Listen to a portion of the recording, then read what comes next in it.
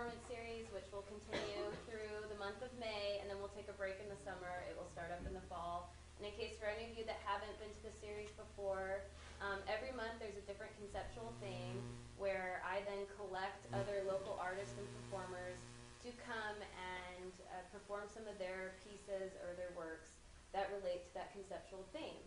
And this month is Show and Tell, inspired and influenced by our childhood experience of showing and telling awkwardly in front of the class and our teachers. But something that I'm sure everybody obsessed about, you know, those moments of preparation, preparing to share your most intimate thing that you're like, I mean, I made up a terrible story once that I had a rabbit that I didn't own, but I said it ran wild, and then I couldn't bring it into the classroom because it was this wild, feral rabbit, and I named it Dragon because it had grass stains on it because it was white. I just really wanted a pet that I could bring in, but I didn't.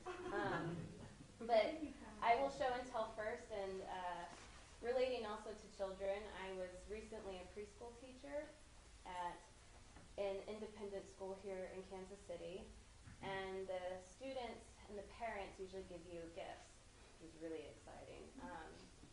And I never thought that I would enjoy getting a tote bag, but as you can see, it has my last name. It says Birdsall. What's more exciting about this is that the children in the class had, for some reason, it was really just one child in the class, and I worked with 2- and 3-year-olds. So one of the children named Jack just decided that there was no need to call me Ms. Birdsall, which is obviously the traditional way that you talk and approach your teachers. He decided I was just Birdsall.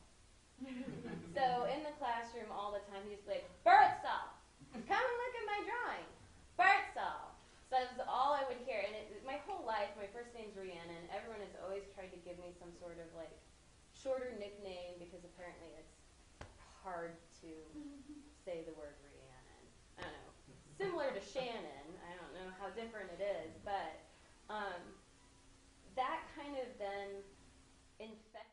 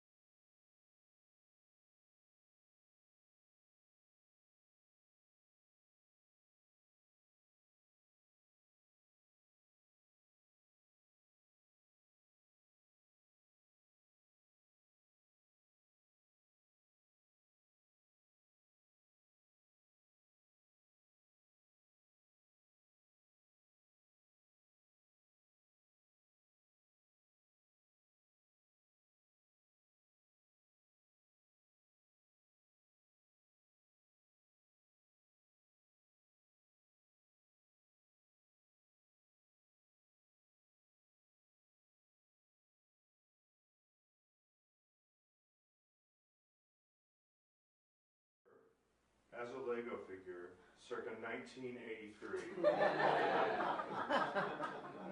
Now, you can say, well, Bill, that's just a random Lego figure. It's a lady, she has long hair. How do you know it's your mom? Well, white pantsuit, for one.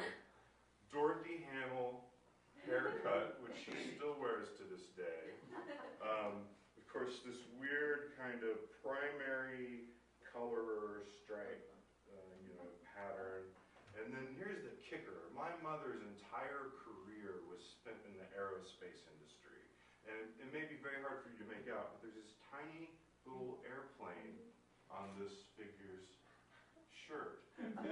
So I have absolutely no memory of constructing this and saying, this is my mom Dicey, I'm going to make a plane and put her on a desk or whatever. But after 35 years of owning these toys, I find this representation of my mom in a complete random moment. So that's my show and tell. My mom as a Lego figure.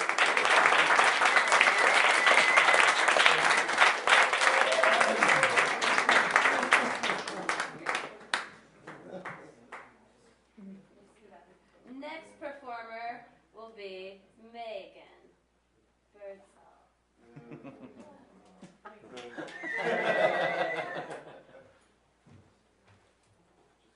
Hello. This is my show and tell. This is a lizard. I don't remember where I got it. I really don't remember where I got it. I don't know how I got it. It's in every bedroom that I've lived in, sort of. I have some other bedrooms that it doesn't live in, but here in Kansas City, it lives in the bedroom. And I wasn't really sure what I was going to bring, but I thought that it would probably be a good idea to bring something like a stuffed animal or something, because like that's what we would do when we were kids, is like bring stuffed animals. But this isn't really a stuffed animal, but it looks real, and one of my friends was saying that it would be cool if I just made it talk, and I thought maybe I would like pull my shirt up over my head and like make it be like, hello, what's but I just didn't do that. So that's my show and tell. It doesn't have a name, but look at its stomach. I mean, it looks like a real lizard, except you can do this with it. Because it's dead. Or it was never real. I don't know. That's my show and tell.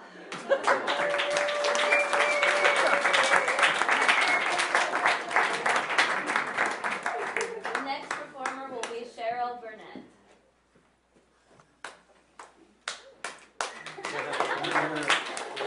And there's as much rejoicing.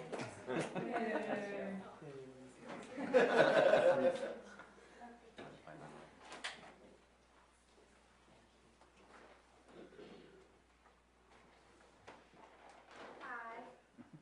Hello. I'm Cheryl. I am 27 years old, and this is my blankie.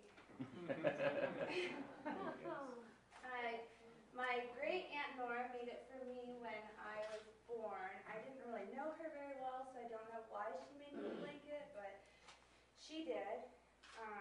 1983. I have two cousins that were born within we were born within a couple years of each other. And they both got blankets, but their mom made them hang theirs on the wall. So theirs feels very different than mine. Theirs is very stiff. Mine is soft.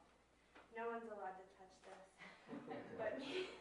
And it's really, really dirty and stinky, but I don't want to wash it a lot because I don't want it to start falling apart because it's old. And it used to have eyes and a nose, and it's losing its heart. But, and there is a spot here too. But I sleep with it every night.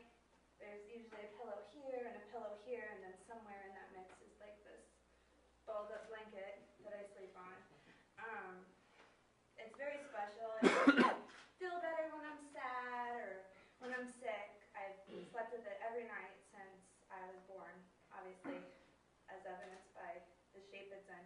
But my parents, they used to try to get me to give it up and get rid of it, and the thing that they would always say was, what are you going to do when you get older and you want to get married? No man is gonna gonna live with you and your blankie and sleep with you every night. So,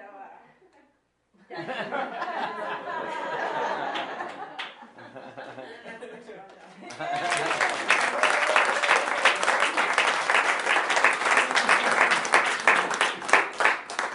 Our next show and teller is Sean DeCourcy.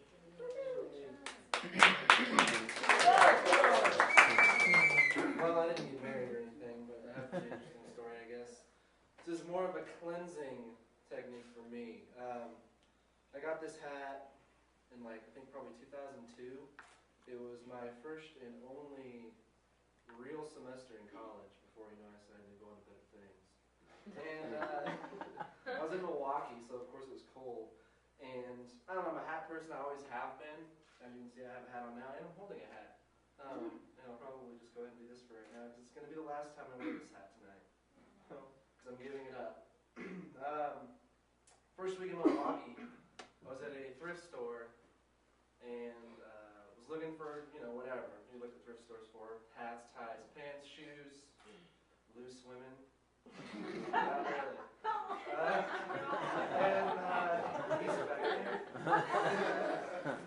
And I just I picked this hat up and it was just full and thick and really long.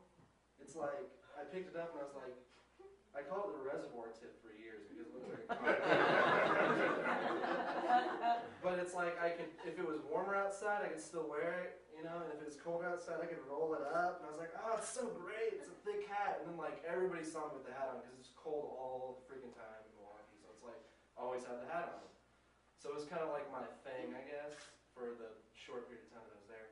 And when I came back down, I was still proceeding to do the same thing in Kansas when it was cold, because everybody knows it gets cold as hell here too.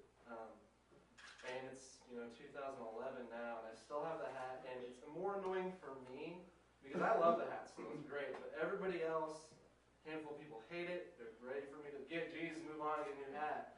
Some people keep laughing because I haven't seen them in years. They're like, oh, I remember that hat in high school. It's so funny, you still have it. Well, go figure. I actually didn't have it in high school, but it's that bad to where you think I've had it this long. I need to get rid of it. So tonight, me and the hat are saying goodbye. And I'm passing it on to whoever would like to pick it up tonight. Because it's a great hat. I'm very disease and lice free. So you could go home with it on tonight. I want that hat. I'm telling you. I almost feel like I should auction it off. I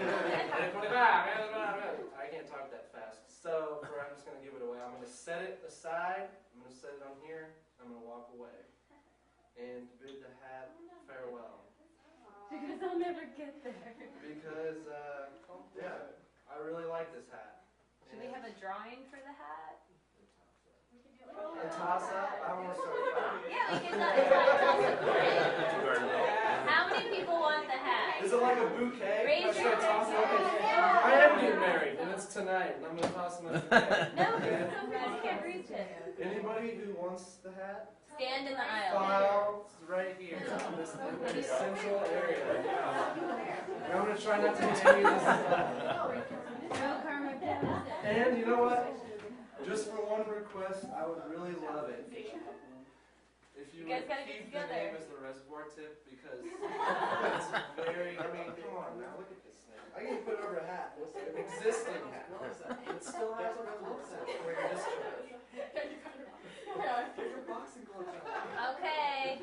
Hat